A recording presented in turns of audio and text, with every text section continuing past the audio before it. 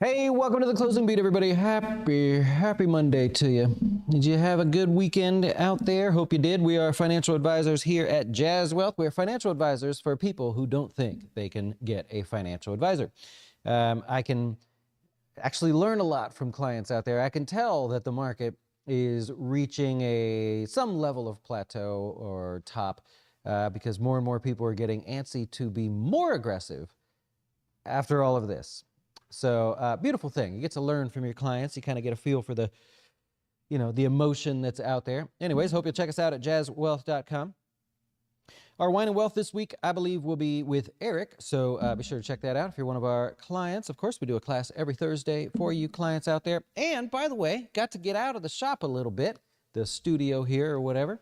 And was in St. Augustine this weekend. Met Dan C. Pleasure to meet you there. And John and Laura Lee. Out in St. Augustine. That was awesome. So I got to see some people, see some clients actually that I had never met. That was awesome. And this weekend, Friday and Saturday, I will be in Lexington, Kentucky. So if you happen to be in the area, you want to hang out, I've already reached out to a few that are in that area, and maybe we'll get a chance to meet you. I will be, well, I don't know where I'm staying yet, but I'll be in Lexington, Kentucky. I'll bring it up more and more. If you want to hang out, say hi. Talk shop, whatever you want to do. Sounds good. All right. Last week, stock market-wise, not so busy, right? The littlest of things move the market. And you saw that, Thursday and Friday and everything, right? This week is a 180-degree difference, right? Incredibly busy as far as economic news goes.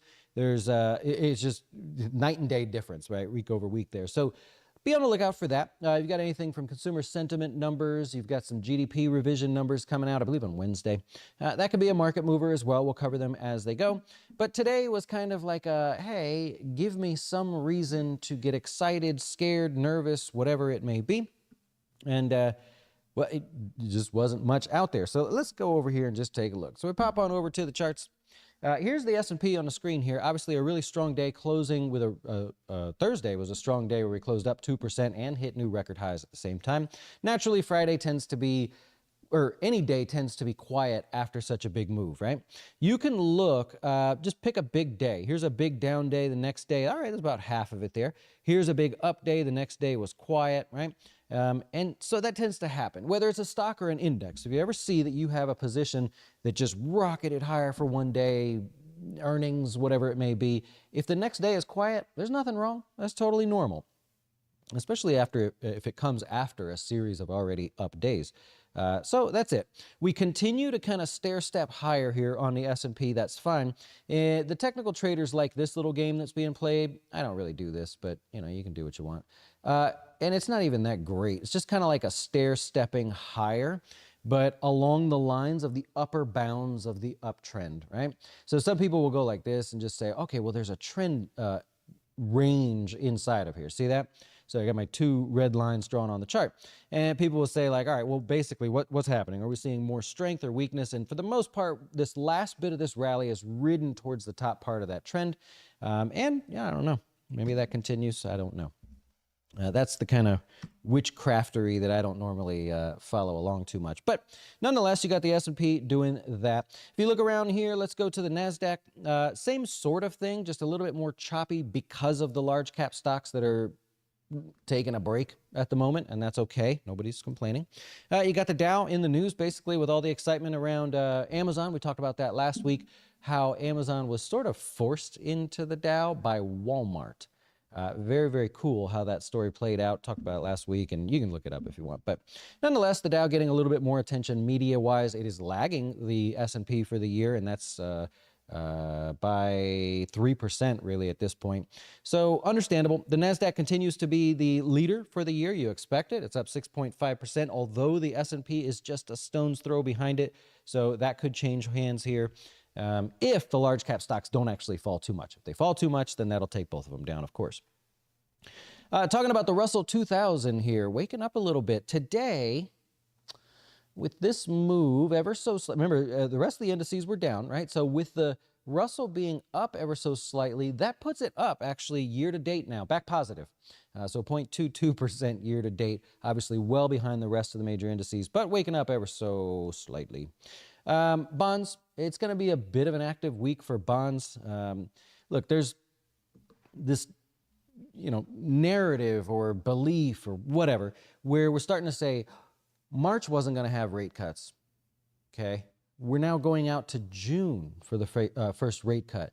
That's okay. There's nothing wrong with that, but the more news that starts to come out about those sort of things, you're going to see more intraday volatility for bonds. Maybe not the biggest moves here, but intraday, a little bit more activity.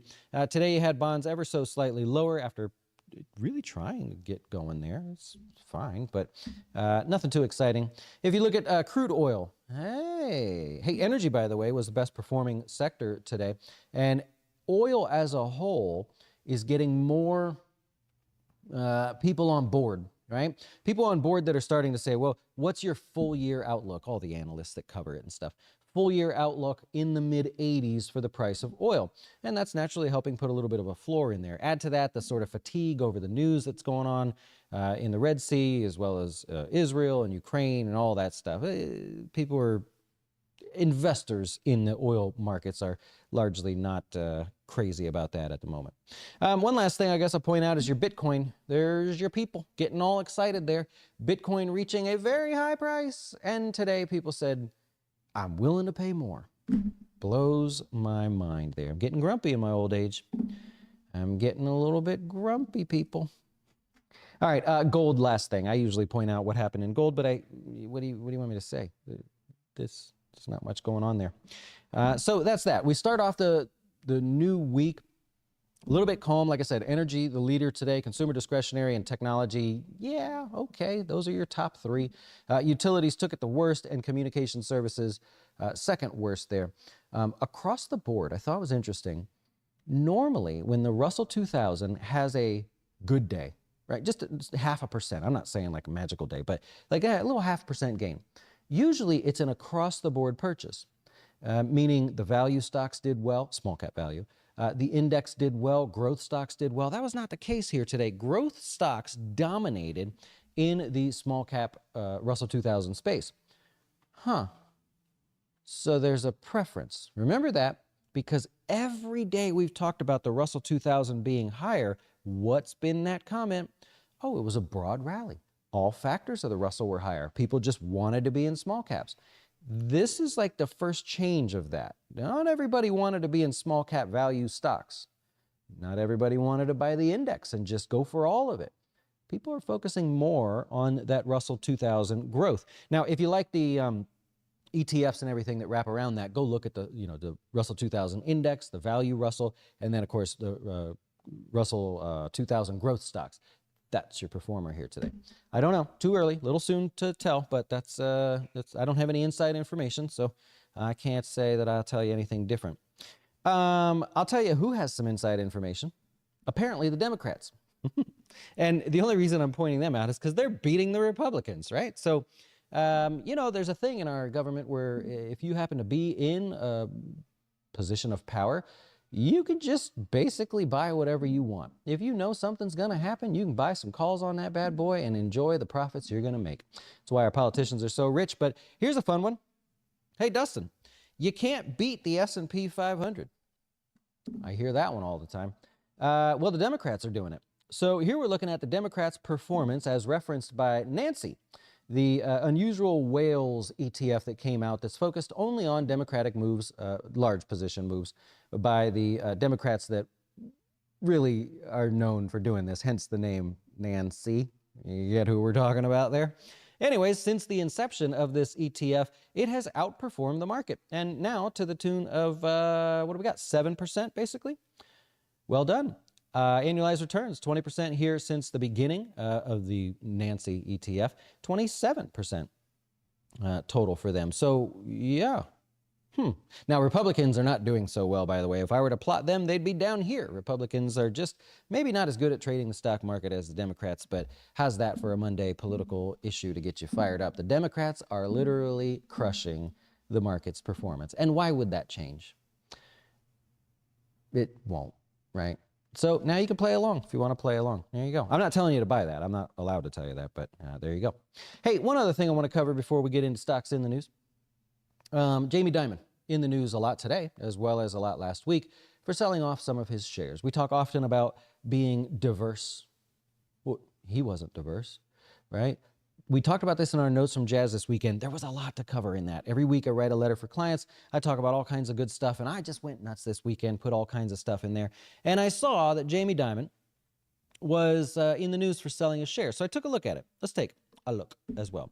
In 2009, he bought 500,000 shares. Now, look, the number is large because the man's got the money. You know what I mean? You could have bought 500 shares. You know what I'm saying? Don't let the number scare you. I don't want to see somebody say, oh, yeah, but he's rich. You could have bought 5 shares. Anyways, $11 million bucks. And when he decides to sell, it's worth $91 million. Got 696% return on those shares. 2012, 34.44. He buys these shares here as well. Gets 430% gain. And of the other shares that he sold, 2016, he had bought these, 500,000, 26, worth 91 million there, makes 243%. The average gain, the average gain on all the shares there, as far as a portfolio level gain, 389% gain there. Well, last week he sells off 821,000 shares for $150 million. And people say, oh, well, he must not like the stock price. That could be. I don't know. I can't put words in the man's mouth. But look at the gains he had. He's taken the profit. You know what I mean? He's got to do it at some point. He just took some money off the table. Had he invested less, the number would have been smaller, and it would have been less newsworthy. You know what I mean? Let's say he bought 5,000 shares, 2,300 shares, and 5,000 shares. No one would have ever cared that he sold that off, but it's because of the large numbers. So I thought that was pretty cool. Good for him. I mean, you know, he obviously is in control of the company, and I'm assuming worked his butt off for it to get to where he's at, but that's a big number. That is a big number. You jealous? You guys a little jealous? Why not? All right, let's take a look here. So Apple in the news here today, they're considering doing a fitness ring. So the phone, a thingy, and the eyes, the watch, and now they're going to go down to the ring. Yeah, that'd be interesting to see there. They're also working their way possibly into smart glasses as well. That didn't really move the stock here today. And unfortunately, a lot of the large cap stocks just didn't play along. Tesla was one of them that did do well today. There you go. Other than that, it's kind of an off day for them, so not really much more to report there. Broadcom looking to get rid of the software side of their business there, and a private equity firm is the front runner. KKR is the front runner there for the software side of Broadcom's business. We'll see.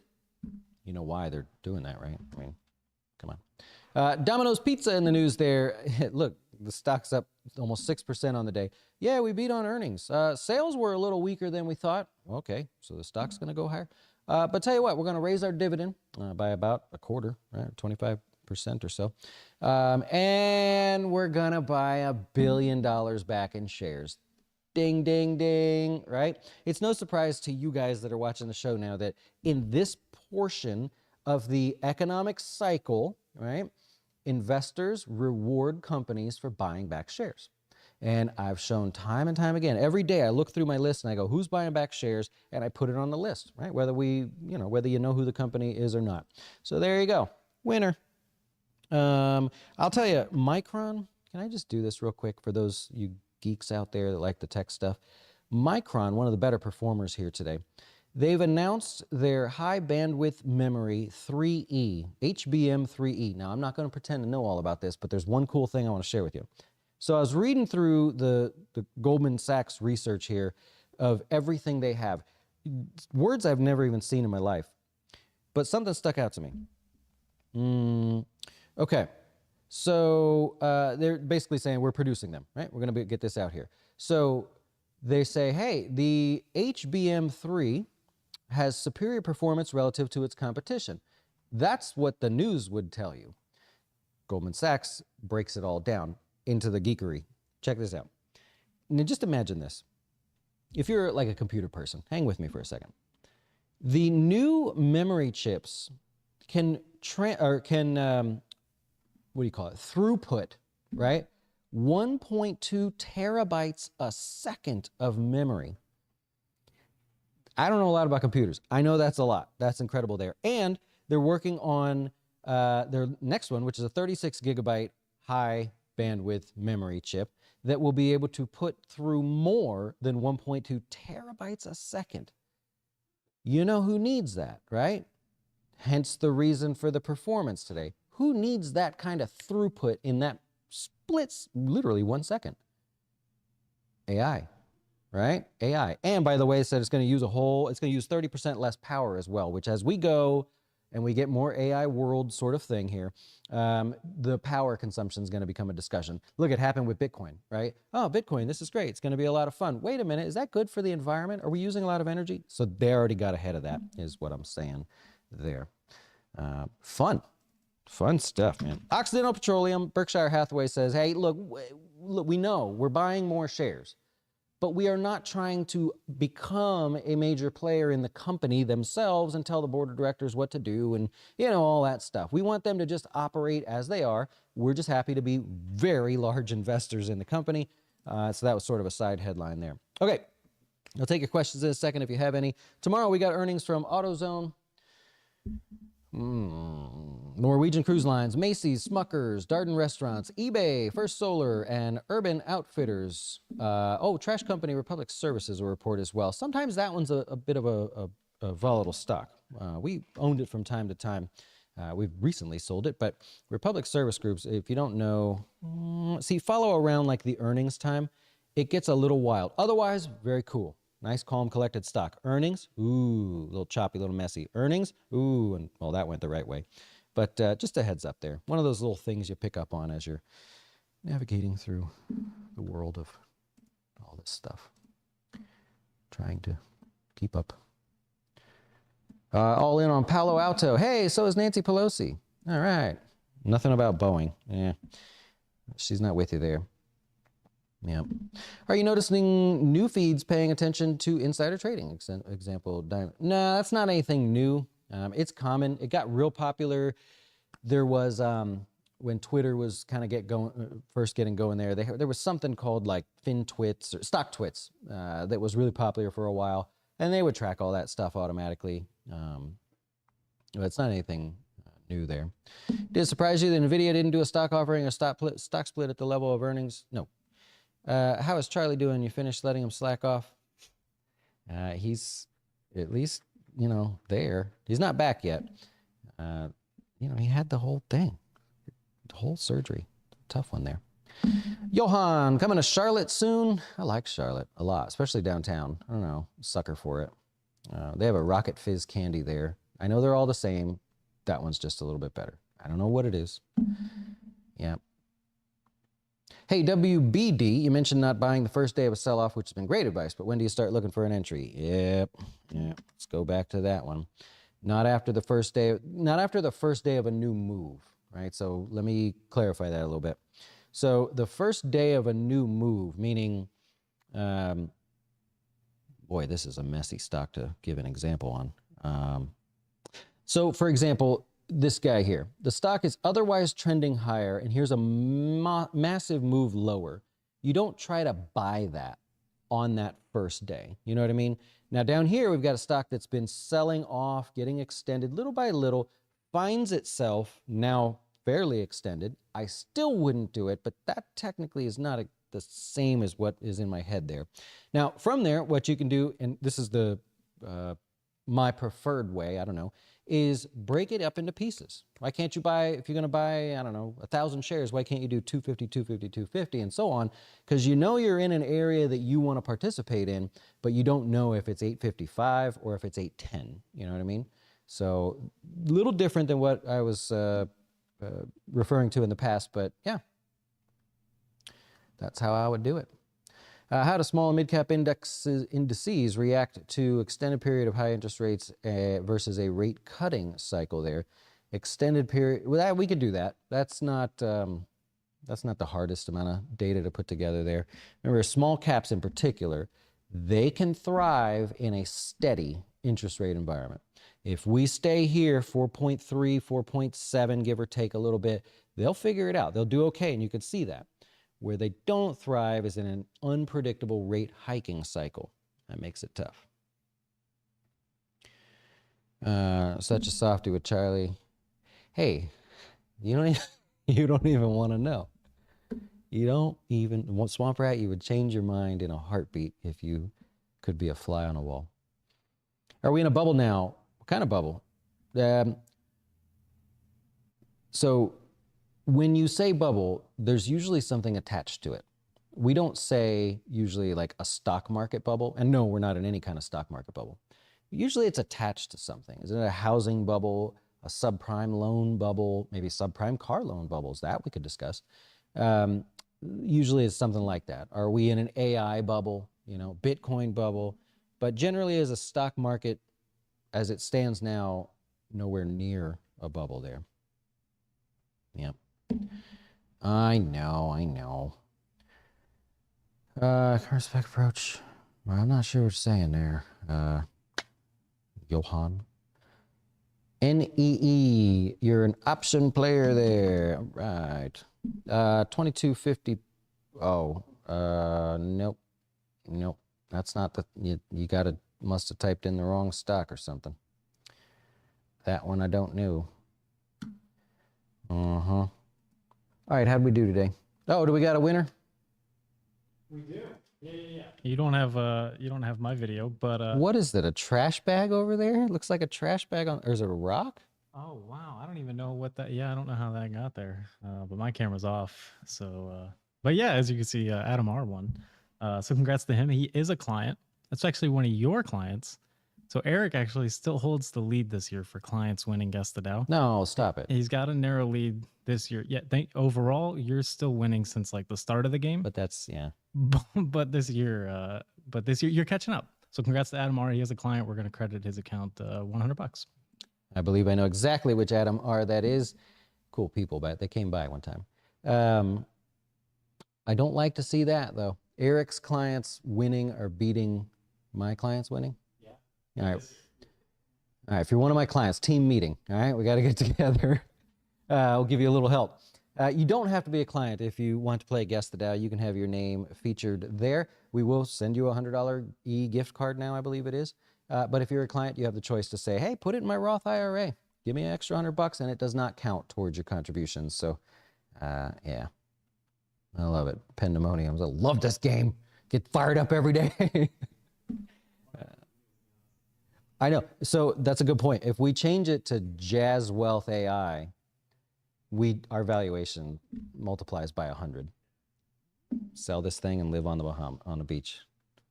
I couldn't do it. I'd be so bored. I mean, I'm sure I'd figure it out for a while, but I'd probably be pretty bored.